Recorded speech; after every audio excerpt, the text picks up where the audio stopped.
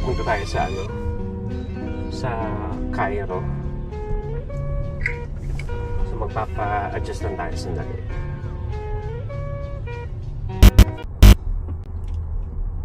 Siguro mga 10 to 15 minutes nandun na tayo. Tapos after nun, pupunta tayo sa Murray at magpapa-medical tayo. Taas na araw.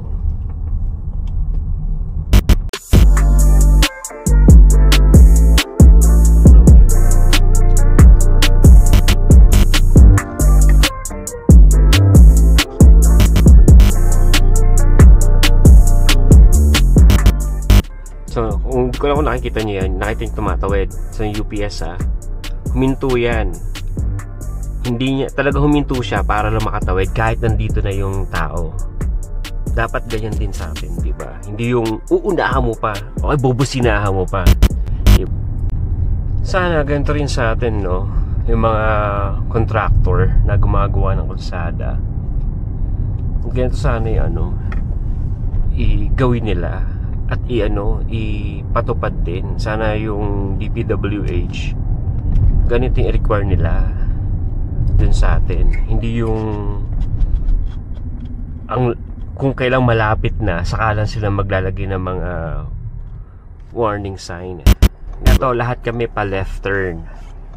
Etong lane na to pa left turn lang to. Pero kung sa Pilipinas to, maniwala ka, dyan pa lang sa gitna, nako, magkakat na yan, tatakbo na yan dyan pag ganun, maniwala kayo, di ba?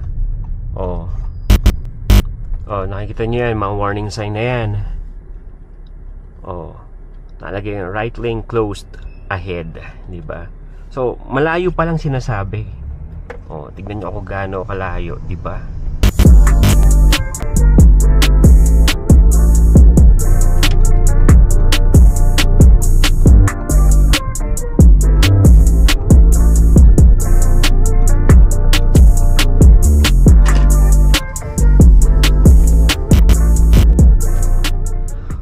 Okay, so dito na tayo sa ating Cairo. Sandali lang to eh. So yun yung Cairo natin, guys. Eto.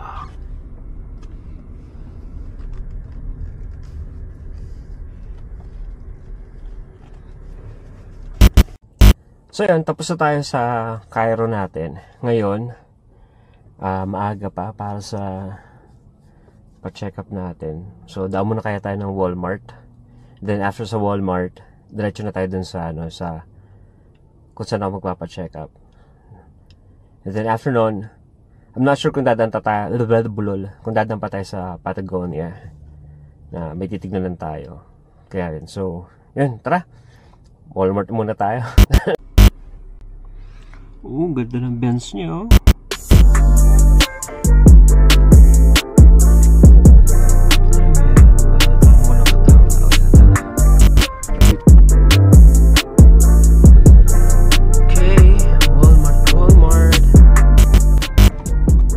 Sa labo ng mata ko, etong hydrant na to, kala ko tao yan, bata. Grabe, nalito ko dun. Inabot siya ng red, pero nandun na siya sa gitna. Nasa gitna na siya, pero kahit red, kailangan mo ituloy. Sa Pilipinas, nako, mga MMDA or traffic enforcer, guys, dapat hindi nyo hinuhuli yan kung inabutan siya ng red doon sa gitna, di ba? Alam mo namang tama ba? Alam mo namang tama ba yan na maghinto pa siya diyan sa gitna, diyan sa box na yan? Di lalo siya nag-cause ng traffic. Tapos pag umabante siya, ang gagawin ninyo, beating the red light. Common sense na naman yun, mga